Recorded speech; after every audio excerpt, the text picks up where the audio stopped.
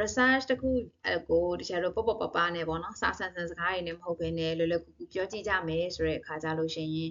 research ဆိုတာကဒါဒီချေစဉ်းစားမိတဲ့ပုံစံလေးပေါ့နော်ခရီးတစ်ခုသွားခြင်းလို့ဒီချေကတော့မြင်နေပေါ့နော်ဘာကြောင့်လဲဆိုတဲ့အခါကျတော့ base destination ကိုသွားမှာလဲပေါ့နော်ဥမာဒီချေတို့ကကမ်းခြေကိုသွားလဲကြမှာလားဒါမှမဟုတ်ဘူးဆိုလို့ရှိရင်တောင်ပေါ်သွားလဲမှာလားပေါ့နော်ဒါမှမဟုတ်ဘူးဆိုတဲ့အခါကြလို့ရှိရင်ဒီချေတို့ကဟို knowledge ရဖို့ပေါ့နော်ပကံတို့ဘာတို့ကိုဖျားဘူးလို့ပုံစံမျိုးသွားချင်တာလားပကံသွားမှာလားကလောသွားမှာလားချောင်းသာသွားမှာလားပေါ့နော်အဲ့လိုမျိုးစဉ်းစားတဲ့ဟာကိုအဲ့ဒီလိုမျိုးစဉ်းစားလိုက်တဲ့သွားကျင်တဲ့ဆိုတဲ့နေရာနဲ့ရည်ရွယ်ချက်တစ်ခုချမှတ်လိုက်တဲ့ဟာကခေါင်းစဉ်ပဲအဲ့ဒီခေါင်းစဉ်ကဘာနဲ့သွားပြီးတော့ချိတ်ဆက်နေလဲဆိုတဲ့အခါကျတော့ကိုယ့်ရဲ့ရည်ရွယ်ချက်လေးနဲ့သွားပြီးတော့ချိတ်ဆက်နေတယ်ဘာလို့အဲ့လိုပြောပြလဲဆိုတဲ့အခါကျတော့လူတိုင်းကခရီးသွားဘူးတယ်လေနော်လူတိုင်းခရီးသွားဘူးကြတယ်အနေနဲ့အများပေါ့နော်အဲ့တော့ခရီးသွားတော့မယ်ဆိုတဲ့အခါကျရင်ဘာအတွက်သွားမှာလဲဆိုတာမျိုးစဉ်းစားကြတာပေါ့နော်ဥပမာလူငယ်တွေတငယ်ချင်းတွေစုပြီးတော့ chill ကျင်တာမျိုးဆိုလို့ရှိရင်ဒါကမ်းခြေသွားရင်လည်းသွားမယ်ပေါ့ကွယ်ဒါမှမဟုတ်ဘူးဆိုလို့ရှိရင်ကျောင်းကအနေနဲ့အဲ့လိုမျိုးတိုးသဘောမျိုးပေါ့နော် educational တိုးသဘောမျိုးနဲ့သွားတာမျိုးဆိုလို့ရှိရင်ဒါပကံဖျားတွေသွားပြီးတော့လေ့လာတာမျိုးတွေရှိမယ်ဒါပေမဲ့အုပ်စုလိုက်သွားတာပဲပေါ့အဲ့လိုမဟုတ်ဘူးတောင်ပေါ်မှာအပူလဲရှောင်ရင်းနဲ့အေးစစ်သွားနားကျင်တယ်ဆိုတာမျိုးလည်းရှိတယ်အဲ့တော့ခရီးတိုင်းမှာတို့ကရည်ရွယ်ချက်တစ်ခုနဲ့သွားကြရတယ်ပေါ့နော်အဲ့ဒါဒီတို့ရဲ့ရည်ရွယ်ချက်ဘယ်တော့မှမေးရမယ့်ဟာကိုယ့်ရဲ့ရည်ရွယ်ချက်ဆိုတဲ့ဟာမမေ့ရဘူးပေါ့နော်နောက်တစ်ခုကဘယ်နေရာမှာပဲဖြစ်ဖြစ်ပေါ့နော်ရည်ရွယ်ချက်ရည်မှန်းချက်ဆိုတာထားလိုက်ပြီဆိုတဲ့အခါကြလို့ရှိရင်ဘာနဲ့သွားပြီးတော့ချိတ်ဆက်လဲဆိုတဲ့အခါကြတော့ SMART လို့ခေါ်တာပေါ့နော်အဲ့ဒါလေးသိလိုက် SMART SMART goal setting ပေါ့နော်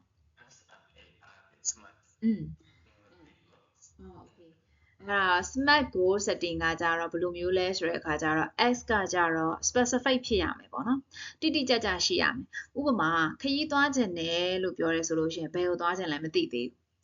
အဲ့ဒါမှကိုကပြန်ပြီးတော့မှတိတိကျကျဖြစ်အောင်ပြောမယ်အဲ့ဒါဆိုလို့ရှိရင်နင်ဘာအတွက်သွားချင်တာလဲဟာအရင်ပင်ပန်းနေပြီတနေ့မှသွားနားချင်တာအမေဟာအဲ့လိုမျိုး activities တွေလည်းမလုပ်ချင်ဘူးလုံးဝမှ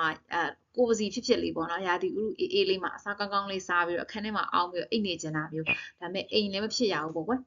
ဟုတ်ပြီဒါဆိုလို့ရှိရင်တော့ကလောသွားမယ်ပေါ့အဲ့လိုမျိုးအဲ့ခါကျတော့မှဘာရသွားလဲဆိုတဲ့အခါကျတော့ destination ရသွားတယ်ကဲလို့ destination မရဘူးဆိုတဲ့အခါကျရင်ဘာကိုပြင်ကြည့်ရလဲဆိုတဲ့အခါကျတော့ objective ကိုပြင်ကြည့်ရတယ် objective ကဘာလုပ်ချင်တာလဲဆိုတဲ့အခါကျတော့အမှ specific ဖြစ်သွားတယ်နေရာအေးလေးမှာဘလို့ပေါ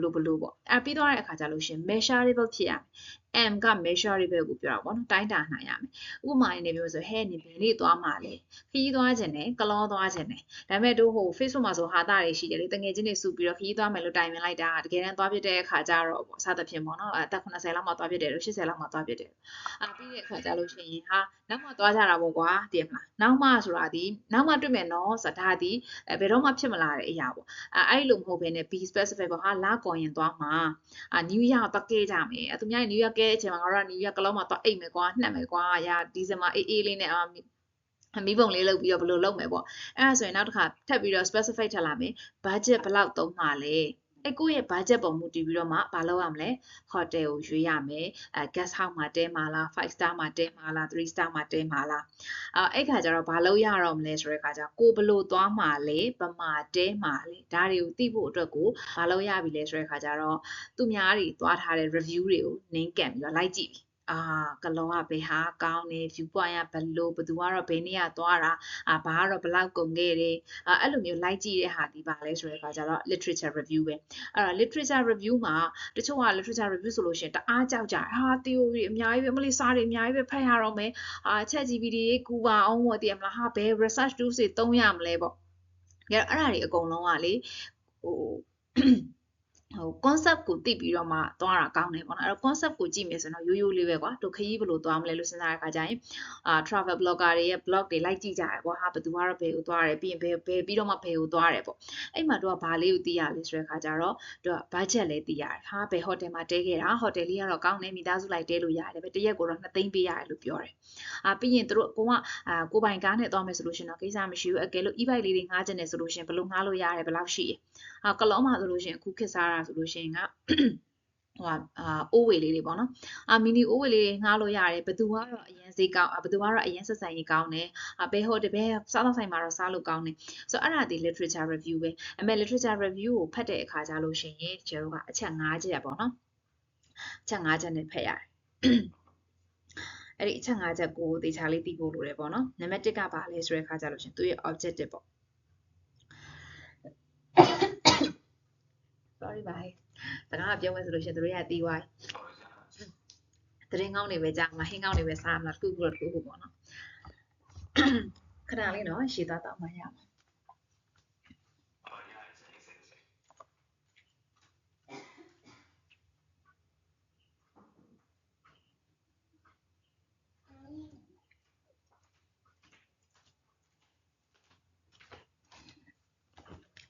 ရပြီအဲ့တော့အဲ့မှာအချက်၅ချက်ကိုတိတိကျကျလေးကဲလို့စာအုပ်လေးနဲ့ပေါ်မယ်လေးနဲ့ရှိရဆိုလို့ရှိရင်လောက်တောင်းလေးလောက်ထားပါတော့။ဘာလဲဆိုတဲ့ခါကျတော့နံပါတ်1ကဘာလဲဆိုတဲ့ခါကျလို့ရှိရင်objective ပေါ့။သူ့ရဲ့ရည်ရွယ်ချက်နဲ့ကိုယ့်ရဲ့ရည်ရွယ်ချက်နဲ့တူလား။ခုနပြောသလိုကိုသွားမှာကကလောသွားမှာ။ဒါပေမဲ့ကိုက review လိုက်ကြည့်နေတဲ့အချိန်မှာငွေဆောင်ဘက်ရောက်သွားလို့မဖြစ်ဘူး။အဲ့တော့တစ်ခါလေကြားလို့ရှိရင်တို့က hotel ဆိုပြီးတော့ရှာလိုက်တဲ့ခါကျလို့ရှိရင် Facebook တို့ TikTok တို့ကနေပြီးတော့မှတို့ကိုရှိသမျှမြန်မာနိုင်ငံ hotel တွေအကုန်လုံးလာပြီးတော့ကြော်ညာပြီဟာဒီလူကတော့ hotel ကို search လုပ်နေပြီဘယ်နေရာသွားလဲရမလဲစဉ်းစားနေပြီဆိုပြီးတော့ဒါကိုနေ့စဉ်ဘဝမှာကြုံတွေ့နေရတဲ့ဟာတခုပေါ့နော်ဒါပေမဲ့အဲ့ခါကျရင်ကိုကဘာလဲဆိုတော့ channel high ဆိုရင် skip လုပ်သွားကြော်သွားတယ်ဟာအဲ့ဒီမှာဟာ hotel ကလော view ကွာကိုစီကလောစသဖြင့်ဒါဟိုက်လာတဲ့ခါက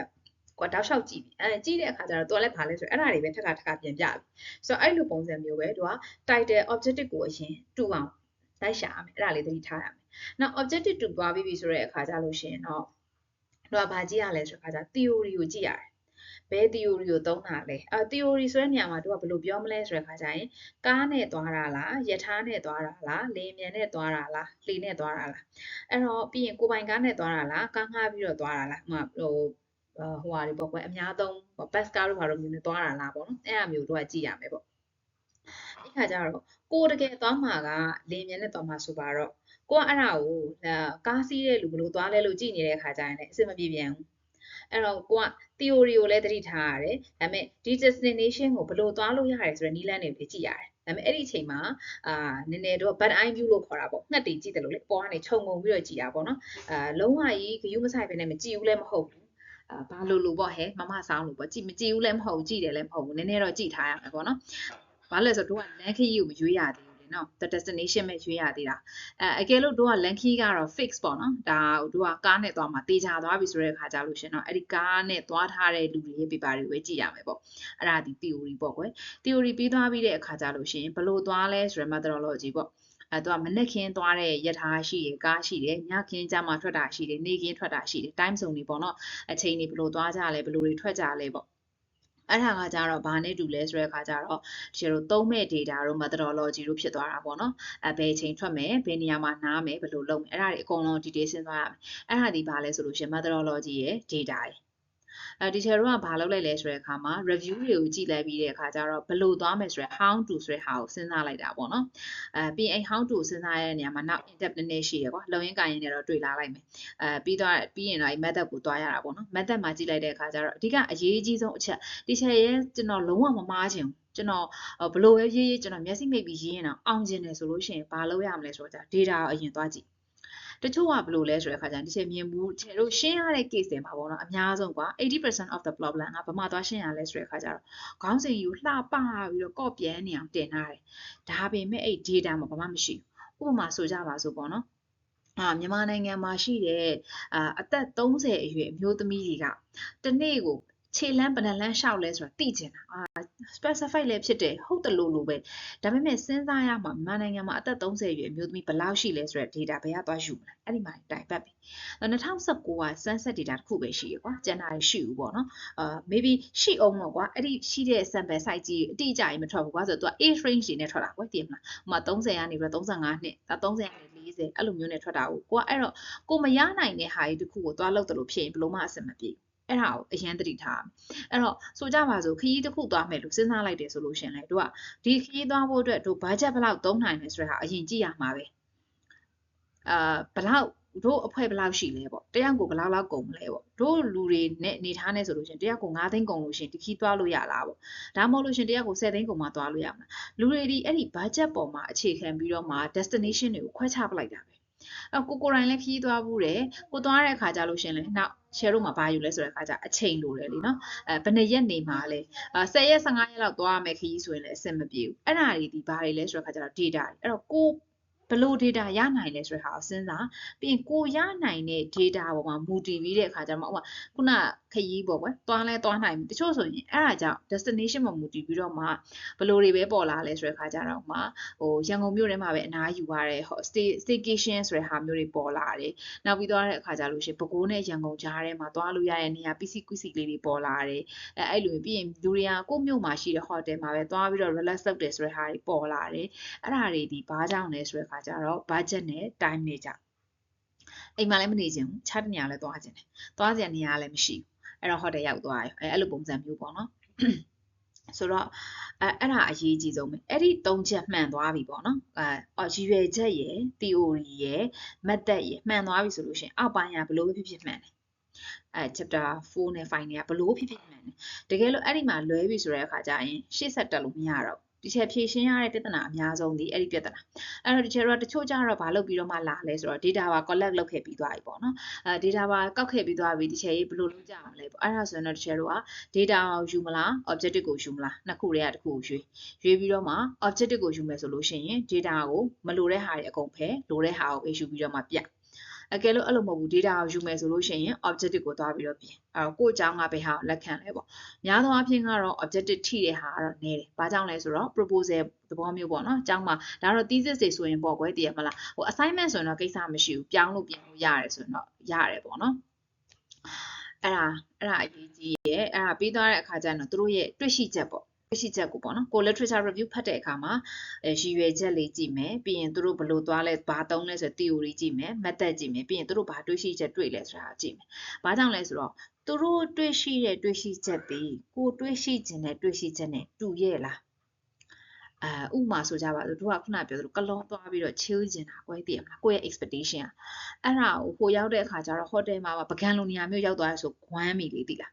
းအဲ့တော့ကိုယ့်ရဲ့ expectation နဲ့ကိုရနိုင်တဲ့ဟာနဲ့ဒီနီးနီးဆက်ဆက်တူရဲ့လားဆိုတဲ့ဟာကိုချိန်ရမယ်အဲ့လိုပြောခြင်းကတချို့ကြတော့လေဟာဒါဆိုအားလုံးပုံစံတူကြီးကူးချလိုက်ရမှာလားဆိုတဲ့အတွေ့မျိုးတွေ့ဒါပေမဲ့အားလုံးပုံစံတူကူးချဖို့ဆိုတာဘယ်နည်းနဲ့မှမဖြစ်နိုင်ဘာကြောင့်လဲဆိုတော့သူသွားတဲ့အချိန်နဲ့ကိုသွားတဲ့အချိန်နဲ့မတူဘူးပြောရမယ်ဆိုလို့ရှင်တို့တိမ်ပင်လဲသွားကြည့်ကြသလိုလေသိလားတိမ်ပင်လဲပါကြည့်ဘူးရမလားသူများသွားကြည့်တဲ့အချိန်အေးသူများဒီချက်ဆိုလဲတိမ်ပင်လဲနဲ့ဘယ်တော့မှမတူဘူးလေဒီလားမပြောချင်ပါဘူးသူများသွားကြည့်တဲ့အချိန်မှာအမှ9နာရီတိမ်ပင်လဲဖြစ်တယ်ဆိုလို့သွားကြည့်ပေမဲ့ကို့အလှည့်ကြတော့9နာရီမှာတိမ်ပင်လဲဖြစ်ချင်မှဖြစ်မှာလေဒါပေမဲ့ရှုခင်းမလှဘူးဆိုတဲ့အဓိပ္ပာယ်မဟုတ်ဘူးကွာဒီနေရာကိုမရောက်ဘူးဆိုတဲ့အဓိပ္ပာယ်လည်းမဟုတ်ဘူးကွာသိရမလားဒီနေရာကိုလည်းရောက်တယ်ဒီ destination ကိုလည်းရောက်တယ်ဒီရှုခင်းကိုလည်းကြည့်တယ်ဒါပေမဲ့မတူဘူးပေါ့နော်အဲ့လိုပုံစံပေါ့နောက်တစ်ခုကကြတော့ဒီချက်ဆိုလို့ရှိရင်ကလေးလေး2ယောက်ရှိရပေါ့နော်အဲ့ခါကျတော့ single life တုန်းကခရီးသွားတယ်ဆိုလို့ရှိရင်ဟာဘလောက်တောင်ပြောစရာကောင်းလဲ join food ပဲပြင်မှာဟာတောက်စားပြောပါအစ်စစ်တာရပေါ့ခုတော့ဘာလုပ်ရလဲဆိုတော့တောင်ပေါ်တက်တဲ့ခါကျလို့ရှိရင်ကလေးတွေကငိုတယ်ကွာဒီလားဟာမေနဲ့ပဲနေမေကလည်းကလေးကိုချီပြီးတော့မတက်နိုင်ကလေးကလည်းငိုဟိုရောက်တဲ့ခါကျတော့ကလေးဖြားမှာဆိုလို့လေချမ်းမှာဆိုလို့သူတို့တစ်ချိန်လုံးကောင်းညင်းထုတ်လို့ထုတ်နေရတာနဲ့လေအတောင်အောက်သာပြန်ရောက်လာတယ်ဘာတိပြမယ်မသိလိုက်ဘူးဟဲ့ဒီလားအဲ့တော့အခုကျရင်တစ်ခါကျစဉ်းစားငါနည်းကလေးတွေလွတ်သွားတဲ့အခါကျလို့ရှင်ပြန်သွားတယ်အဲ့ခါကျတော့လေဒီကို့အသက်အရွယ်နဲ့တက်နိုင်အောင်မလေးနော်အဲ့လိုတောင်ပေါ်ဆိုတဲ့နေရာမျိုးပေါ့လေဆိ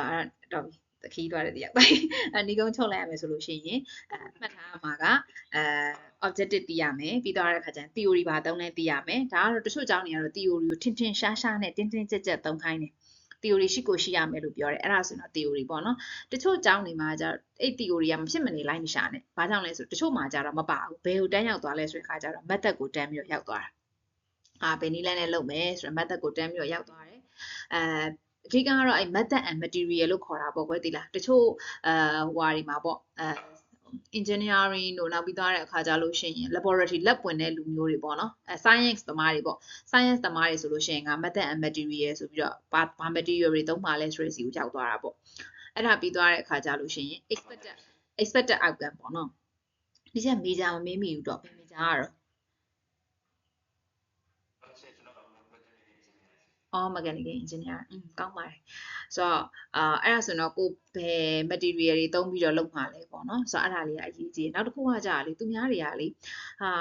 တချို့လဲထင်ခဲ့ဘူးတယ်ပေါ့နော်ဟာသူများစာတွေအများကြီးဖတ်လို့ရှိရင်ဟာ influence ဖြစ်တယ်ပေါ့ဒီမလား idea တွေ block ဖြစ်တယ်ပေါ့အလကားလျှောက်ပြောတာဒီလားမသိတဲ့လူတွေပြောတကယ်တမ်းကျတော့ဘာလို့ဆိုများဖတ်ရ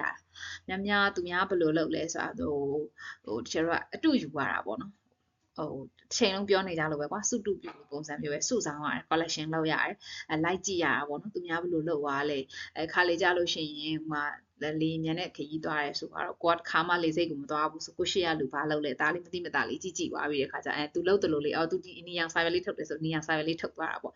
သူဘယ်လိုလေးထိုင်လဲပေါ့ကိုမမသိတာเนาะအဲ့ခါကျတော့သူများလှမ်းကြည့်ပြီးတော့ reference ယူပြီးတော့သွားတယ်ပေါ့ဒါကတော့ဟာကြီးစကားမဟုတ်လို့တို့ကလေးဘဝကိုပြန်စဉ်းစားကြည့်ကွယ်ဒီလားအိမ်မှာအမေဘယ်လိုစကားပြောလဲအဖေဘယ်လိုစကားပြောလဲဒါကိုပြောကြတာပဲမိသားစုထဲမှာဆိုလို့ရှိရင်စိတ်ဝင်စားစရာကောင်းတဲ့ research တစ်ခုဆိုလို့ရှိရင်လူအများစုပါပေါ့နော်မိကိုငငယ်တုန်းကကြားခဲ့ရဆုံးလူတယောက်ရဲ့အတန်တိုင်းလေးယူလေးသိန်းတိုင်းလူတွေကလိုက်ပြောကြတာတဲ့အဲ့ခါကျတော့အဖေနဲ့အတူတူနေတဲ့ကလေးအဖေနဲ့အတူတူနေတာများတဲ့ကလေးတွေဆိုလို့ရှိရင်အဖေရဲ့စကားပြောတဲ့ပုံစံတိုင်းပြောတယ်အမေနဲ့အတူတူနေတာများတဲ့ကလေးဆိုလို့ရှိရင်အမေစကားပြောတဲ့လေးယူလေးသိန်းတိုင်းပြောတယ်အဲ့ဒါဒီဘာလဲဆိုတဲ့ခါကျတော့ reference ပဲကွာတိလားကွာအဲ့တော့ဟိုမိဘဆိုတာမဖြစ်ရတယ်ညာဖြစ်ရတယ်ဆိုတာဇလန်အိတ်ကစားအဲ့တော့ကိုလည်းပြန်ကြည့်လိုက်ပါတော့သားတွေအရွယ်ရောက်လာတဲ့ခါကျတော့ဟဲ့စကားပြောဖုန်းပြောတာအမလီသူ့ဖေနဲ့အတန်တူတူပဲနော်အဲ့လိုပုံစံမျိုးပေါ့အမလီသူ့ဖေတိုင်းပဲစသဖြင့်အဲ့လိုမျိုးပြောကြတာပေါ့လေဆိုတော့အဲ့ဒါဒီအဲ့တော့ reference ဆိုတဲ့ဟာကြီးအပြစ်ထားလို့မရဘာလို့ဆိုမွေးကလေးอ่ะကွာမြန်မာစကားကိုသင်လာလဲ reference နဲ့ပဲသင်လာတာပဲဟိုလမ်းလျှောက်တော့လဲ reference နဲ့ပဲလျှောက်လာတာပဲဟိုចောင်းသွားတော့လဲအရှိကကိုအကိုတွေမတွေစီဆိုသူတို့ဘယ်လိုသွားလဲဟာကျောင်းမွေးအထင်မှာဘာတွေထည့်သွားလဲအဲ့ဒါကိုပဲ reference လုပ်ပြီးတော့သွားကြတာဖြစ်တဲ့အတွက်ဒီချေရေးကျွန်တော်လုံးဝမမားချင်ဘူးဆိုရင်ချေကဘာပြောမလဲဆိုတော့ reference စာနန်းဟာဖတ်နောက်တစ်ခုကအဲ့ဒါကဟိုဟာနဲ့လုပ်လို့မရဘူး shortcut မရှိဘူး manual ပဲလုပ်လို့ရတယ်ပြီးတော့ဒီချေဟိုဟာမှာလေဒီချေ YouTube မှာဟိုဟာလေးလောက်ထားတာလေးရှိတယ် literature ရှာတာလေးလောက်ထားတာရှိရသိလားတင်ပြလားမတင်ပြလားမသိဘူးသွားပြေးကြည့်လိုက်အောင် Insightful ဆိုတဲ့ application software လေးတစ်ခုကိုလုပ်ပေးထားလုပ်ပေးထားတယ်ရှယ် link လေးပို့ပေးလိုက်မယ်သိလားပြီးရင် Telegram ကနေပြီးတော့ Telegram ကနေပြီးတော့လာ high လိုက်ရှယ်ဟိုမှာလဲ group မှာလဲပို့ပေးလိုက်မယ်အဲ့ဒါကဘာလဲဆိုတဲ့အခါကျတော့အတိကဒါလေးဒီထဲမှာဒီထဲမှာထည့်ပေးထားတယ်ဒီဟာလေး how to search related paper and open ဆိုတာမျိုးလေးနော်အဲ့ဒါလေးကိုတစ်ချက်သွားပြီးတော့ဟုတ်ပြီရပြီနော်တစ်ချက်ပို့ပေးလိုက်မယ်အဲ့ဒီမှာတစ်ချက်သွားပြီးတော့ကြည့်ဆိုတာဟိုဟာလောက်ယုံမဲ့ technique ကိုသွားလောက်ယုံမဲ့ပေါ့နော်အဲ့မှာ Insightful ဆိုတဲ့ website ရှိအရင်ဆုံးမလုပ်ရမလဲဆိုတော့ Google Scholar ကိုသွားပြီးတော့မှ Google Scholar ကိုသွားပြီးတော့မှ related အဖြစ်ဆုံးကိုနဲ့အဲ့လို similar အဖြစ်ဆုံးပေါ့နော်DOI ရှိတဲ့ဂျာနယ်တစ်ခုကိုရှာပြီးတော့အဲ့ထဲထည့်လိုက်တဲ့အခါကျရင် related article တွေအများကြီးထွက်လာလိုက်မယ်အဲ့ထွက်လာတဲ့ article တွေအကုန်လုံး download လုပ်ပြီးတော့မြင်နေတယ်ဆိုလို့ရှိရင်အဲ့ဒါအကုန်လုံး download လုပ်ပြီးသွားတဲ့အခါကျရင် GPT ကတော့ premium သုံးဒါ premium မှာကောင်းကောင်းအလုပ်လုပ်တာဟဲ့ဒီမှာ free ဆိုတော့ကောင်းကောင်းအလုပ်မလုပ်ဘူးအဲ့တော့အကယ်လို့လောလောဆယ် budget ပေါ့နော်အများကြီးပတ်စံမသုံးချင်သေးဘူးဆိုတဲ့အခါကျလို့ရှိရင်တစ်လပဲ project ကလည်း short term ပေါ့နော်တစ်လပဲကြာမယ်ဆိုလို့ရှိရင်တော့တစ်လစာအကောင့်လေးတွေပဲဝယ်လို့ရတယ်ပေါ့နော်အဲ့ဒါမျိုးလေးဝယ်အဲ့ဆိုရင်ဟိုလောက်ပဲရှိရနေတူတယ်3-5,000လောက်ပဲရှိမလားမသိဘူးဈေးနည်းတယ်ပေါ့ကွယ်အဲ့လိုမှမဟုတ်ဘူးဟိုနည်းနည်း3-4လလောက်ကြာမယ်ဆိုလို့ရှိရင်တော့ကိုယ့်ရဲ့ကိုယ်ပိုင် email ကိုယ်ပိုင် password နဲ့ပဲဝယ်ဘာကြောင့်လဲဆိုတော့သူ့ကိုပြန်ပြီးရှင်းပြနေရတာကြာလို့လေဒီချက်ဟိုဟာလက်ပြန်ပေါ့တပတ်ခါပေါ့နော်တပတ်ခါကြာလို့ရှိရင်တော့အဲ့ဒါအသေးစိတ်လေးတွေဒီ2စိတ်လည်းပါမယ်ကျန်တဲ့အသေးစိတ်လေးလည်းပြောပြပေးမှာပေါ့နော်အဲ့မှာ upload လုပ်ပြီးသွားတဲ့အခါကြာလို့ရှိရင် GPT ကိုသုံးတဲ့အခါကြာလို့ရှိရင်အဓိကကဘာလဲဆိုကိုက concept သိနေတဲ့အခါကြာလို့ရှိရင်သူ့ကိုခိုင်းလို့အရန်ကောင်းတယ်သိလားခုနကပြောသလို paper တစ်ခုကိုတင်လိုက်တဲ့အခါမှာ teacher တို့ကဘာတွေသိရမှာလဲဆိုလို့ရှိရင် what theory ဘာသုံးထားလဲ what methodology သူဘယ်လို methodology ကိုသုံးထားလဲ what is the finding တို့အဲ့ဒါကိုမေးပြီးတော့မှအဲ့ဒါကိုမှသူ့ကိုဘာလုပ်ရမလဲဆိုတဲ့အခါကျရင်ငါ့ကိုခေါင်းစဉ်နဲ့ပြဒါဆိုရင် तू ကတစ်ခုချင်းစီထုတ်လာအဲ့ဒါပြီးသွားတဲ့အခါကျလို့ရှိရင်တစ်စောင်ချင်းစီကိုအဲ့လိုဖတ်ခိုင်းပြီးတဲ့အခါကျတော့ဒီ study 10 ဆောင်ကို comparison လုပ်ပေးငါ့ကို တော့ comparison လုပ်ပြီး comparison လုပ်ပြီးသွားတဲ့ခါကြလို့ရှိရင်ငါကတော့ဒီခေါင်းစဉ်နဲ့လုပ်မှာဒီ study တွေအရဆိုလို့ရှိရင်နင်ငါ့ကိုဘယ်ဟာ recommend ပေးမလဲအဲ့လိုပုံစံမျိုးကိုကအဲ့လိုမဟုတ်ဘဲနဲ့ကိုယ့်ရဲ့ခေါင်းစဉ်လေးကိုသူ့ပေးလိုက်တယ်ပေးပြီးတဲ့ခါကျနင်ကဒါ recommend လုပ်ဆိုပောက်ပြရလုပ်ကောဒါဆို तू ကိုက specific မဖြစ်ဘူးဆိုလို့ရှိရင် तू ကလည်း specific ဖြစ်မှာမဟုတ်ဘူးသိလားတို့လမ်းတွေ့လို့ရှိရင်နှုတ်ဆက်ကြရမလားတရားနဲ့တရားဟဲ့ဘယ်တောင်းမို့လဲဆိုဒီနားလေဟိုနားလေပြီးတဲ့ခါလေးကျရင်တို့ကလိန်ပြောတာရှိသေးတယ်သိရမလားဟိုလက်ဖိတ်ဆိုင်သွားမလို့ပေါ့နော်ဒါပေမဲ့သူ့မလာသေးခြင်းဆိုတဲ့ခါကျလို့ရှိရင်အမေခေါ်ထားလို့ဒီနားခဏသွားမလို့တကယ်တမ်းကိုသွားမှာပါလဲဆိုတော့လက်ဖိတ်ဆိုင်အဲ့လိုပုံစံမျိုးပဲ the way ChatGPT response ကအဲ့လိုပဲသူကဘယ်တော့ခါမှပြတ်မဖြစ်ဘူးဆိုတာမရှိဘူးပြီးတော့ရုပ်တည်နဲ့ဒီပုတ်တီးနဲ့စော်တာပေါ့နော်အဲ့တော့ဘာလို့ရလဲဆိုတဲ့ခါကျတော့သူ့ကိုချုပ်ပြီးတော့မရတာဟိုပခုံးလက်မောင်းနှစ်ဖက်ကိုကင်ပြီးတဲ့ခါကျတော့မျက်လုံးကစစ်ကြည့်နော်ပြီးတဲ့ခါကျနင်ဘဲသွားမှလဲတကယ်ဘဲသွားမှလဲအဲ့လိုမျိုးပေါ့ဟိုခြေလမ်းဖက်လမ်းလှမ်းမှလဲဒါဆိုရင်ဒီ area မှာပဲရှိရမယ်ဒါမှမဟုတ်လို့ရှင်နေအဲ့ဒီမှာပတ်စံပါလာဒါဆိုရင်လက်ဖိတ်ဆိုင်တော့မှာပဲဖြစ်ရမယ်တို့ကကိုက assumption တွေကကြူပြီးတော့လုပ်ရတာပေါ့နော်ကိုဘက်က detail ဖြစ်သွားတဲ့ခါကျလို့ရှင်တော့ဒီရှယ်စီမှာလာကျေစာတင်ပေးရလို့ဆိုလို့ရှင်ပြောလို့ရှိရင် GPT က is a good servant but a bad master အမြဲတမ်းကျောင်းသားတွေသိရမယ့်အချက်က good servant ခိုင်းလို့အရန်ကောင်းဒါပေမဲ့သူ့ကိုဆရာသွားမတင်နဲ့သူတလွဲတွေလောက်တာဒီအဲ့ဒါလေးသိထားရမယ်နောက်ပြီးသွားတဲ့အခါကျတော့အဲ့ဒါဆိုလို့ရှိရင်လေအောင်ပြီသိလားအောင်ပြီကျောင်းသားတွေအဓိကဘယ်နေရာမှာမှားကြလဲဆိုတဲ့အခါကျသူကအဲ့စာဖတ်တဲ့နေရာမှာပြင်းတာပေါ့ဟဲ့သိလားရပါတယ် GPT ကိုမေးကြည့်လိုက်အောင်မယ်GPT ကိုမေးလိုက်တဲ့ခါကျတော့မပေးဘူးဆိုတာမရှိဘူးပေးတာပဲလေခုနကပြောသလိုပေါ့ဘယ်သွားမလို့လဲဆိုဒီနားခဏဆိုပြီးတော့ပေးလိုက်ရောအဲ့ဒါကြီးကိုဒီနားခဏဆိုတာကြီးကိုသူတို့ကတင်လိုက်ရောတင်လိုက်ပြီးတဲ့အခါကျတကယ်သွားတဲ့အခါကျဟာချွေးတွေပါပြန်နေပြီဒီနားခဏဆိုတဲ့ဟာလိုက်ရှာလည်းမတွေ့ဘူးပေါ့အဲ့လိုမျိုးဖြစ်တာအကယ်လို့ကိုကအဲ့လိုမဟုတ်ပဲနောက်တစ်ခုကကြတော့ဒီချယ်တို့ကဟို engineering မှာဆိုလည်းရှိတယ်လေချယ်ကဟိုပါလी civil နှစ်တက်ခဲ့ပြီကြောဟာတာပေါ့နော် GDI ထိရောက်ပြီးတော့မှ G ပြုတ်ဖြစ်သွားတာပေါ့ဟဲ့သိလားအဲ့တော့ဘာသိလဲဆိုတဲ့ခါကျတော့ floor plan ဆွဲရတယ်လေနော်အဲ့တော့ချယ်တို့ကအကြီး project အကြီးတွေလုပ်မယ်ဆိုတဲ့အခါကျလို့ရှိရင်အရင်ဆုံးဘာလုပ်ရလဲဆိုတဲ့အခါမှာ sample အရင်ထုတ်ရတယ်ဟုတ်တယ်မလားအဲ့ဒီ concept ကိုအသေးအလဲမှတ်တာဘဝမှာဟုတ်ရလာရင်ကြားရပြီလား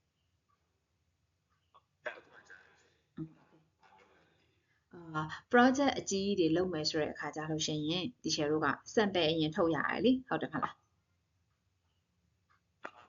အဲ့ဒါနဲ့အတူတူပဲဘာလို့ဆို research လုပ်တယ်ဆိုတာကဒီချယ်တို့က data တွေလည်းသုံးရတယ်နောက် analysis တွေလည်းလုပ်ရတာဖြစ်တဲ့အတွက်ကိုချယ်တို့ကဘာလုပ်ဖို့လဲဆိုတဲ့အခါကျတော့ကိုဘယ်ကနေဘယ်ကိုသွားမလဲဆိုတဲ့ဟာကိုတည်တည်ချာချာလေးကြိုပြီးတော့ plan ထားဖို့လိုတယ်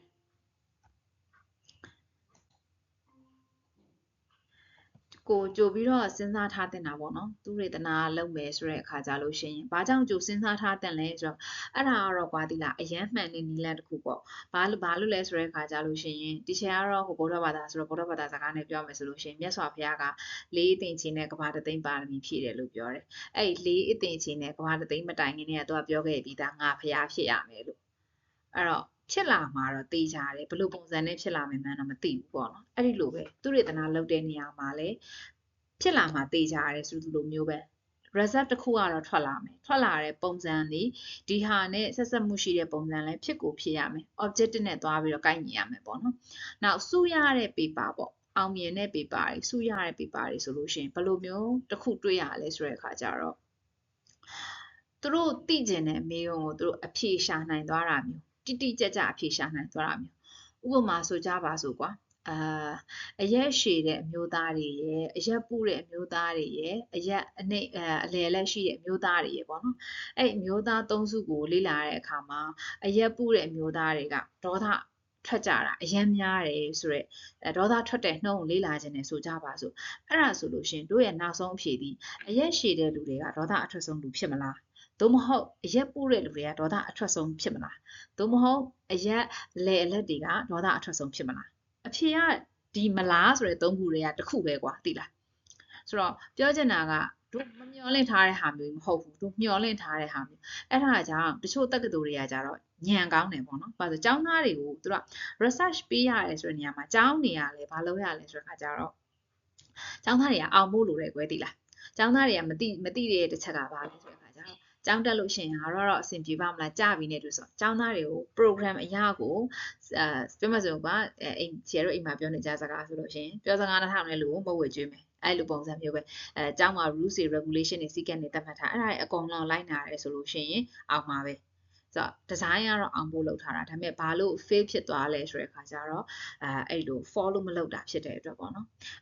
ကျောင်းတွေကဘာကိုကြိုက်လဲဆိုတဲ့အခါကျလို့ရှိရင်ကိုကဒီ objective တက်ထားရဲဆိုအဲ့ဒီ objective အတွက်ကိုဘယ်လိုပြန်ဖြေသွားလဲအဲ့ဒီညမှာကိုဘယ်လောက်ထိရှင်းရှင်းလင်းလင်းသိလဲကိုဘယ်လောက်ထိရှင်းရှင်းလင်းလင်းနားလဲလေအဲ့ဒီမှာအရေးကြီးတဲ့အချက်တွေကအဲ့မှာအကုန်ပါသွားတာပေါ့နော်အဲ့ဆိုရပြီနေတူနော်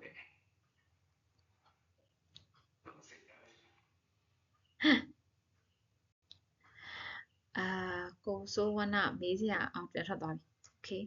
အဲ့တော့ဒါပြီးသွားပြီချင်းလို့ဖြစ်မယ်အဲ့တော့ whatever it is အဓိကကဒီအချက်တွေပဲပေါ့နော်ဒီအချက်တွေကိုမှန်အောင်လုပ်တယ်ဆိုလို့ရှိရင်တော့မှန်သွားမှာနောက်တစ်ခုကကြတော့တချို့ယောက်ျားလေးတွေအများဆုံးဖြစ်လေ့ဖြစ်တာရှိတဲ့အချက်ကစာရေးတဲ့အခါမှာ format ကအရေးမကြီးဘူးဆိုပြီးတော့မှဂရုမစိုက်ဖြစ်ကြတာပေါ့နော်ရပါတယ် content ကကောင်းနေတာပဲရပါတယ်ဆိုတော့တကယ်တမ်းကျတော့ main ကလေးတွေကကျတော့လှလှပပလေးတွေလုပ်ကြရတယ်ပေါ့နော်ဥပမာ justify လေးတွေလုပ်ထားစာပိုက်လေးတွေဆိုလဲကွယ်ဟိုဘက်ဒီဘက်အတိလေးတွေညင်ညာလေးတွေပေါ့ခေါင်းစဉ်လေးတွေဆိုလဲခေါင်းစဉ်လေးတွေအလျောက်ပေါ့ပုံလေးတွေနဲ့စာလေးဆိုတိတိတက်တက်လေးပေါ့အဲ့လိုမျိုးလေးလုပ်တဲ့ဟာကပို့ပြီးတော့အမှတ်ကောင်းစေတယ်နောက်ပြီးတော့တဲ့အခါကျလို့ရှိရင်စာရန်တစ်စောင်စစ်တယ်ဆိုကြပါစို့ပေါ့နော်တချို့ကPhD paper လို့ပဲမြင်ကြည့်အောင်ပေါ့နော် PhD paper ဆိုလို့ရှိရင်စာမျက်နှာ200ကျော်ပါတယ် master paper တွေဆိုလို့ရှိရင်စာမျက်နှာ80ကနေပြီးတော့မှ80ချားလောက်ပါတယ်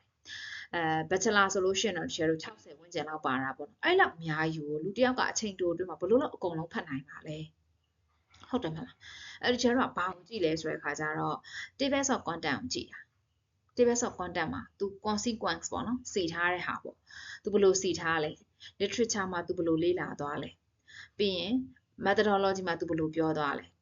ပြီးရင်သူ့ရဲ့ data analysis မှာ तू ဘယ်လို present လုပ်သွားအဲ့လိုအထက်အစာကိုမဖတ်သေးဘူးเนาะခေါင်းစဉ်ကိုကြည့်လိုက်တာနဲ့ဒီကျောင်းသားကိုဘယ်နှမှတ်ပေးလို့ရလဲဆိုတော့ already decided ပဲဆုံးဖြတ်ပြီးသွားပြီပဲအမှတ်30ပေးမလားအမှတ်50ပေးမလားဆိုတဲ့ပုံစံမျိုးအဲ့တော့အဲ့ဒါလေးတွေကအရေးကြီးတယ်အဲ့ဒီ format ကိုစနစ်တကျလေးလုပ်တင်တယ်ဖြစ်စလက်ကမလုပ်တင်ဘူးပေါ့နော်ပြီးရင်အဲ့ tables of content လို့တေချာလေးသုံးတင်တယ်ပြီးရင် if paper site ရွေးတာတွေများသောအားဖြင့်ကျောင်းမှာ guideline တွေပေးထားပါတယ်A4 ဖြစ်ရမယ်တို့ Time New Roman တို့ Calibri တို့ Area တို့ font size ဘယ်လောက်တို့ line spacing ဘယ်လောက်တို့စသဖြင့်ဒါတွေပေးထားအဲ့ဒီအတိုင်းကိုစနစ်တကျတင်နိုင်တယ်ဆိုရင် first impression ကောင်းသွားပြီဆိုတော့ကျန်တာဘာမှပြောစရာမလိုဘူးပေါ့ကွယ်တည်ရမှာဆိုတော့အဲ့ဒါလေးသတိထားပါအဲ့ဒါလေးသတိထားရမယ်နောက်တစ်ခုကကြတော့ဗာလဲဆိုတဲ့အခါကြလို့ရှိရင် references တွေဘယ်သူမှအရေးမကြီးဘူးလို့ထင်တယ်အဲ့ references တွေမှာ GPD က references တွေဆိုတော့အခုနောက်ပိုင်းတော့ GPD ကတိတ်ပြီးတော့မလိမ်တော့ပါဘူးအရင်ကသူ့ကိုတင်မလား GPD က fake response တွေပြောရဲဆိုတော့ GPD ကအခုနောက်ပိုင်းသူစ조사ပြီးတော့မှန်အောင်လုပ်တယ်ပေါ့နော်ရှိတဲ့ဟာတွေဆိုရင်တော့သူရှိတဲ့ဟာကိုထည့်ပေးတယ်မရှိတဲ့ဟာဆိုတော့သူကလိန်စိညံစိထည့်တယ်ပေါ့ကွယ်ဒါပေမဲ့အဲ့လိုရှိတဲ့ဟာစိတ်ကူးမရှိတဲ့ဟာနှစ်ခုလောက်ဖြစ်သွားတယ်ဆိုရင်တို့ကတိတ်မသိတာတော့လူကလည်းအကုန်လုံးမစစ်နိုင်ဘူးအဲ့ခါကျရှိတဲ့ဟာတွေပဲအဲ့လိုမျိုးထင်လိုက်ကြတာပေါ့နော်အဲ့တော့ဒါပေမဲ့ဘယ်လိုဖြစ်ရမလဲဆိုတော့ကိုယ့်အကြောင်းကဘာဆိုင်အောင်သုံးခိုင်းလဲပေါ့နော် Chicago သုံးခိုင်းလား Harvard သုံးခိုင်းလား APA သုံးခိုင်းလားသုံးခိုင်းတဲ့ style တိုင်း format တိုင်းဝင်အောင်ထည့်ရမယ်နောက်ပြီးတော့ related references တွေများတာလေ impression ကောင်းစေတယ်အဲ့တော့အရင်နည်းနည်းလေးလည်းမဟုတ်ဘူးအများကြီးလည်းမဟုတ်ဘူးပေါ့အဲ့တော့ research paper တစ်စောင်မှာဆိုလို့ရှိရင်ဘယ်လိုမျိုး reference တွေများတာကောင်းလဲဆိုတော့theory နဲ့ပတ်သက်တဲ့ related ပေါ့နော် previous study လိုပုံစံမျိုးတွေများတာကောင်းတယ်နောက်တစ်ခုကကြတော့ကိုယ့်ရဲ့ finding နဲ့ကိုယ့်ရဲ့ finding ပေါ်မှာထောက်ခံတဲ့ paper မျိုးတွေတွေ့တယ်ဆိုလို့ရှိရင်ကောင်းတယ်ပေါ့နော်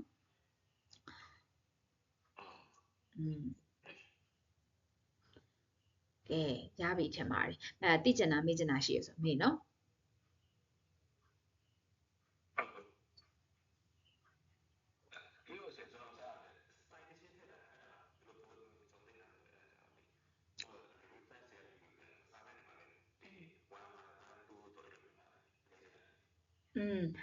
reference တွေကတချို့ဟာတွေကကြတော့အဲ့ဒါက footnote ဆိုတဲ့ style နဲ့ထည့်တာရှိတယ် engineering ဘက်မှာဆိုရင်တော့အဲ့ဒါသုံးမယ်နဲ့တူတယ်အပေါ်မှာ one ဆိုလို့ရှိရင်စာပိုက်ရဲ့အဆုံးမှာသူကone ဆိုပြီးတော့ထားတယ်ပြီးတဲ့အခါကျလို့ရှိရင်အောက်မှာone ရဲ့ source ဘာဖြစ်ပါလဲဆိုပြီးတာအဲ့ဟာလေးဒီလားအဲ့ဒါဆိုလို့ရှိရင်လေစောစောပြအောင်လို့ပြီးရင် similarity နဲ့ AI ညာကို ကိုကဒါကိုစစ်ထားကြီးဘာကြောင့်လဲဆိုတော့အဲ့ဒီ source တွေအကုန်လုံးကဟိုကပြန်မိတယ် similarity ပြန်မိတာလေဘာလို့လဲဆိုတော့ reference တွေဖြစ်နေတာဟုတ်သိလားကျောင်းကအဲ့ဒါတွေကိုဖယ်ပေးပြီးတော့စစ်တယ်ဆိုလို့ရှိရင်တော့ကောင်းတာပေါ့မဟုတ်ဘူးဆိုလို့ရှိရင်စာလိုက်ထဲမှာတူနေလို့မရတော့ဘူးပေါ့အဲ့လိုဖြစ်တယ်အဲ့ဒါကကြတော့သူကဟိုကပေါ့နော်full notes ကိုသုံးတာfull notes ပြင်မဲ့ full notes ကိုသုံးပြီးတော့ထည့်ရအထိတ်မှာစသားပေါ့နော်ပုံမှန်ဆိုဒီချေတော့အလွယ်ပြောနော် author ရေးရပေါ့ဥပမာဆိုကြပါစို့ဒီချေ KT က2025မှာရေးခဲ့တဲ့စာရန်ပေါ့နော်အဲ့ဒါဆိုလို့ရှိရင်ဒီချေတော့ပုံမှန်ထည့်တဲ့အခါကျလို့ရှိရင်ဒီချေကတော့မလေးလာတို့ရှိချက်တွေအရာအရက်ရှည်တဲ့လူတွေကပို့ပြီးတော့တော့ထွက်တယ်လို့ပြောတယ်ပေါ့အဲ့လိုမျိုးပြောတဲ့အခါကျလို့ရှိရင်နောက်မှာ KT 2025ဆိုပြီးတော့ရေးတာအဲ့ဒါကကြတော့ပုံမှန်ချေတော့များသောအားဖြင့်3နှစ်3ထားရှိတဲ့ပုံစံပေါ့နော်အဲ့လိုမဟုတ်ဘဲနဲ့သူကအဲ့ sentence ရဲ့အစုံမှာတစ်လို့ပေးလိုက်တယ်ပြီးတော့ footnote မှာ1ဆိုပြီးတော့သွားထည့်တယ်နောက်တစ်ခုကကြတော့လေ citation reference တွေလုပ်တဲ့အခါကြလို့ရှိရင် source တွေကိုမှန်ဖို့လိုတာဖြစ်တဲ့အတွက် source တွေကိုအရင်မှတ်ထားပြီးတဲ့အခါကြလို့ရှိရင်ဒီနေရာမှာဘာ source ကိုသုံးလဲဆိုပြီးတော့ source တွေကို number စဉ်တက်ပြီးတော့မှတ်လိုက်ကိုသိရမလားmanually ပဲ manually ပဲမှတ်ထားလိုက် manually ပဲမှတ်ထားလိုက်နောက်ဆုံးကြတော့မှလို့ဘာကြောင့်လဲဆိုတဲ့အခါကျအဲ့ဒီ full notes ကိုတစ်ခါတည်းတက်လိုက်လို့ရှိရင်ဒီကျတော့က AI မိလို့ short ချင်တာပဲဖြစ်ဖြစ် similarity မိလို့ short ချင်တာပဲဖြစ်ဖြစ်အဲ့ဒီဟာတွေကအစအဆုံးတစ်ခေါက်ပြန်လုပ်ရအောင်connected တွေဖြစ်သွားတဲ့အခါကျလို့ရှိရင် error တွေဝင်ကုန်ဆိုတော့similarity တွေ AI တွေအားလုံးပြီးပြီဆိုတဲ့အခါကျတော့မှအဲ့ဒါကို final သွားထည့်ပေါ့နော်အကယ်လို့အဲ့လိုမဟုတ်ဘူးကျောင်းကတောင်းနေဆိုလို့ရှိရင်တော့လည်းမတက်နိုင်ဘူးပေါ့နော်အဲ့ဒါတွေပါအစအဆုံးပြန်ပြင်ရတာပေါ့တစ်ကနေတစ်ခါဥမာဆိုကြပါစို့ကွာတို့ကအစအဆုံးရေးထားတယ်source 50ထည့်ထားတယ်ဆိုပါအဲ့ဒီမှာ supervisor တို့ပြောတယ်ဒီတစ်ပိုက်ကိုဖြတ်လိုက်ပေါ့အဲ့ဒီဖြတ်လိုက်တဲ့အပိုက်ထဲမှာ3ကနေပြီးတော့မှ9ထိ source တွေကပါသွားတယ်အဲ့လိုဖြတ်လိုက်တဲ့အချိန်မှာMicrosoft Word က auto ပြန်ပြီးတော့မှစီစဉ်ပေးတယ်ဆိုလို့ရှိရင်အစင်လိုက်တိုင်းဖြစ်သွားတယ်ဆိုတော့ကောင်းရဲ့ပေါ့နော်အဲ့လိုမဖြစ်သွားဘူးဆိုတဲ့အခါကြလို့ရှိရင်တော့တစ်ခါ reference တွေကိုအစအဆုံးပြန်လုပ်ရပြန်ပေါ့ဟဲ့ဒီအဲ့လိုတွေဖြစ်တတ်တယ်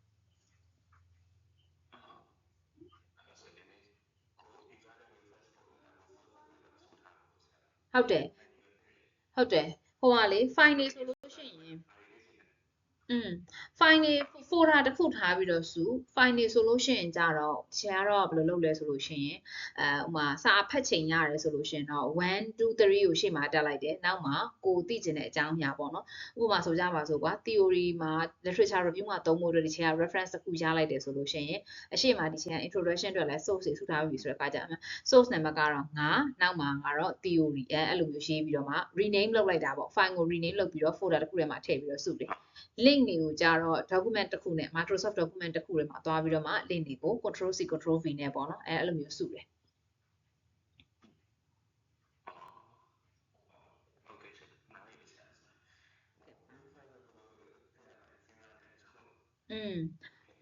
okay ဘာသိချင်တာရှိသေးလဲ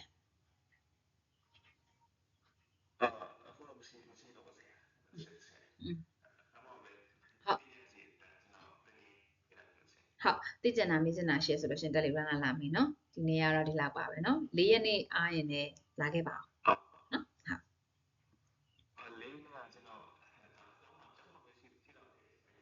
အော်